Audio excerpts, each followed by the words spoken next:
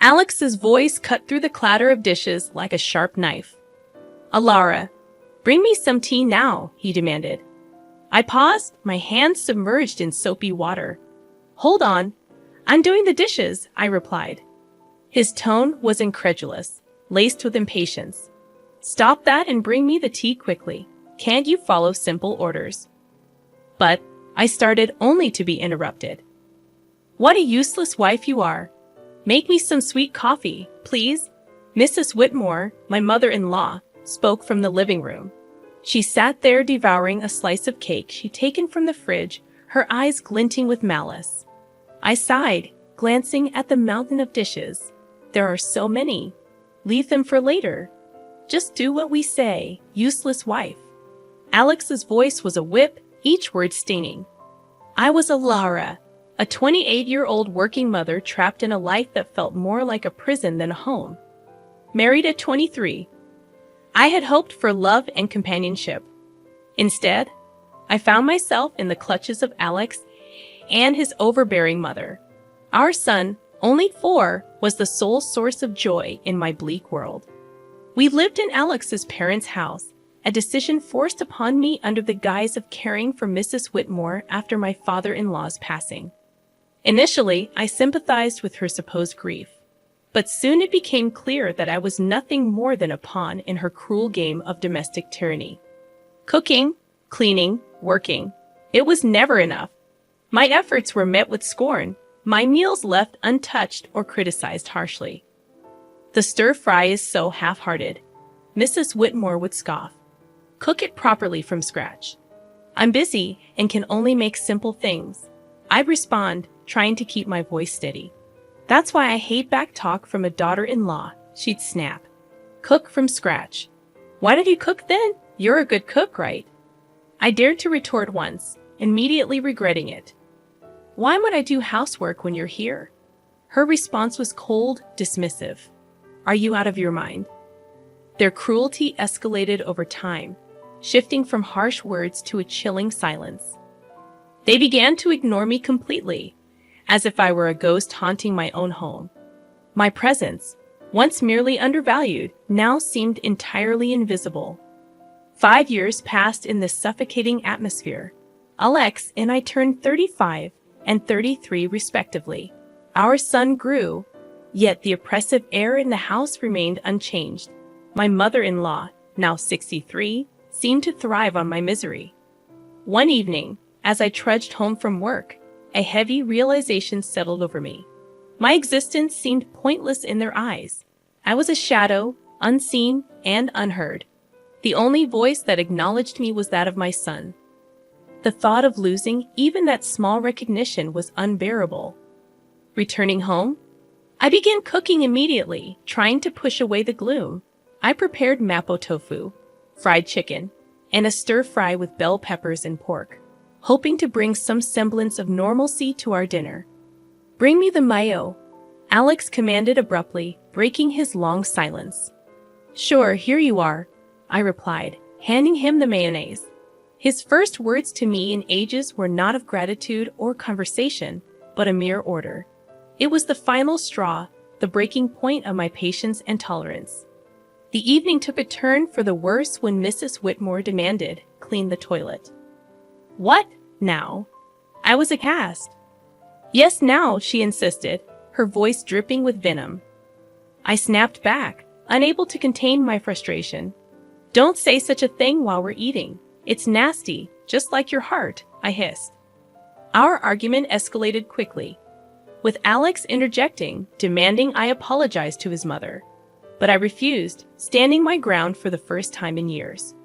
The conflict reached its peak, and in that moment, a decision crystallized within me.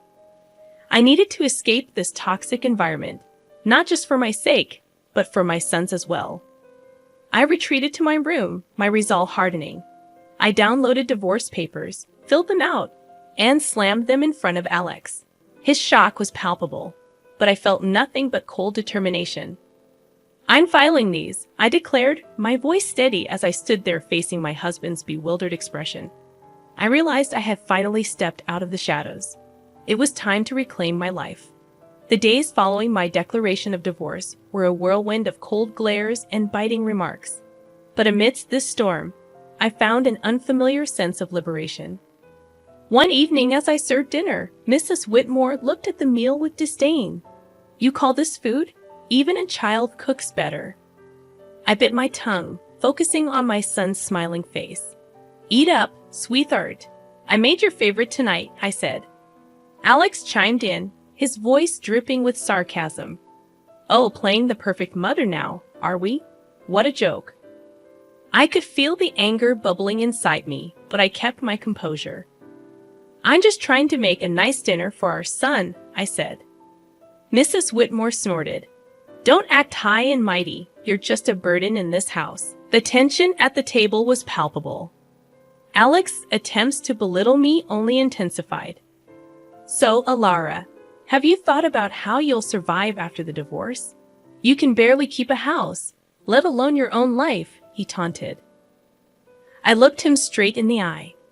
"I have been supporting this family for years. I'm not worried about taking care of myself and our son." His smirk faded slightly, a flicker of unease crossing his face. Mrs. Whitmore quickly intervened. "Don't be absurd. You need us more than we need you." The conversation turned to finances, a topic they usually avoided. "You do realize that without my salary, this household would crumble," I stated, more to myself than to them. Mrs. Whitmore scoffed. "We manage. We don't need your pity money." But Alex's silence spoke volumes. He knew the truth. Without my income, they would be in dire straits. In the following days, their behavior became increasingly erratic. Mrs. Whitmore oscillated between trying to sweet-talk me into staying and hurling insults when I didn't comply. Alex, on the other hand, seemed lost, his arrogant facade crumbling as the reality of his financial dependence became undeniable. One afternoon, I overheard a conversation between them that chilled me to the bone. "She can't leave us like this," Alex hissed. "We need her money." Mrs. Whitmore's reply was cold and calculated. "Don't worry, I have a plan. We'll make her life so miserable she won't dare to leave." Hearing their true intentions laid bare was a revelation. They didn't care about me or even our son. It was all about control and money. That night, as I lay in bed, a plan began to form in my mind. If they wanted a battle, I would give them one, but it wouldn't be fought with words or petty arguments. I would hit them where it hurt the most, their pride and their pockets. The next morning, I started putting my plan into action. I contacted a lawyer, a sharp, no-nonsense woman who came highly recommended. "I want a divorce," I told her, "and I want to make sure they don't get a penny more than they deserve." I told her, and she nodded, her eyes glinting with determination. "We'll make sure of that. You've been the sole breadwinner, right? We'll use that." As the days passed, my resolve only grew stronger. I started documenting everything, the insults, the financial manipulation, even the smallest of grievances. It was time to turn the tables, time for them to face the consequences of their actions. As I built my case, a sense of empowerment filled me. For the first time in years, I felt like I was in control of my own destiny. The shadows of contempt were slowly lifting, and in their place, a new dawn was emerging. As the divorce proceedings began, the atmosphere in the house grew increasingly toxic. Yet with each passing day, my sense of fear diminished, replaced by a steely resolve. One evening, Mrs. Whitmore tried a different tactic. "Alara, dear, why don't we forget all this nasty business? You know we're family." Her words dripped with insincerity. I met her gaze unwavering. "Family doesn't treat each other the way you've treated me." Alex, who had been quietly observing, scoffed. "Oh, playing the victim now? You're not as innocent as you pretend to be." I felt a surge of anger, but kept my voice calm. "I'm not playing anything, Alex. I'm just no longer willing to be your scapegoat." The conversation turned, as it often did, to finances. "You think you can just take our son and leave? How will you support him?" Alex challenged. I smiled, a small, confident curve of my lips. "I've been supporting this family for years. I think I can manage." Mrs. Whitmore's expression twisted into a sneer. "You're nothing without us. You'll come crawling back." But their words no longer held power over me. I knew my worth, and I knew the truth. The next day, I met with my lawyer again. She laid out the strategy clearly. We'll expose their financial dependency on you. It will play a crucial role in the custody battle and the division of assets. I nodded, feeling a sense of vindication. The law was on my side, and I was ready to fight back. At home, the tension reached a boiling point. Mrs. Whitmore's attempts to undermine me became more desperate. "You think you're so smart," she spat one evening. "But you're just a cold-hearted woman abandoning your family." I looked her straight in the eyes. "No, I'm a woman who's finally standing up for herself," I declared. Alex jumped in, his voice laced with venom. "You'll regret this. You can't survive without me." But his threats fell on deaf ears. I was done being intimidated. As the days went by, my preparations for the court battle intensified. I gathered financial statements, recorded their abusive remarks, and collected evidence of their negligence. One afternoon, as I was organizing my documents, my son came to me. "Mom, are we going to be okay?" His voice was small, uncertain. I pulled him into a hug, feeling a surge of protectiveness. "Yes, sweetheart, we're going to be just fine. We're leaving this place, and we're going to start a new, happy life, just you and me." His arms tightened around me, and in that moment, I knew I was making the right decision. I was fighting not just for myself, but for my son's future. The day of the court hearing loomed closer, and with it, a sense of impending freedom. I was ready to face Alex and Mrs. Whitmore, ready to end their reign of control and emotional abuse. I was ready to reclaim my life and give my son the peace and happiness he deserved. It was time for justice, and I was determined to see it served. The day of the court hearing arrived, a day I had been anticipating with a mix of dread and determination. As I sat across from Alex and Mrs. Whitmore in the courtroom, I felt a sense of surrealism. This was the moment where everything would change. The proceedings began with a cold formality. Alex's lawyer portrayed him as a devoted husband and father struggling under the weight of false accusations. Mrs. Whitmore played the part of the grieving mother-in-law wronged by an ungrateful daughter-in-law. But their performance was transparent, their lies brittle. When my turn came, I spoke clearly, my voice steady. "I have been the sole provider for this family for years. My husband's employment and his mother's manipulation have been constant sources of strain." Alex interjected, his voice laced with false hurt. "Alara, how can you say these things? I've always supported you." I turned to him, my gaze unwavering. "Support is more than just words, Alex. It's about actions, and your actions have shown nothing but selfishness and cruelty." The judge listened intently as I presented my evidence. Financial statements, recordings of their verbal abuse, testimonies from neighbors who had witnessed their behavior. The truth was undeniable, and as the evidence mounted, Alex's facade began to crumble. Mrs. Whitmore's composure cracked, her mask of innocence slipping away. The courtroom was silent, the air thick with tension. Then came the revelation that sealed their fate. My lawyer presented photographs and documents proving Alex's infidelity and Mrs. Whitmore's illicit affair with a wealthy neighbor, Mr. Harwood. The courtroom erupted in murmurs as the images were displayed, showing them in compromising positions, their deception laid bare for all to see. Alex's face turned ashen, his eyes wide with shock. Mrs. Whitmore's expression twisted into one of fury, her hands trembling. "You invaded our privacy," Mrs. Whitmore shrieked, her voice shrill. I looked at her, my voice calm but firm. "No, I exposed the truth, a truth that you both have been hiding for too long." The judge called for order, but the damage was done.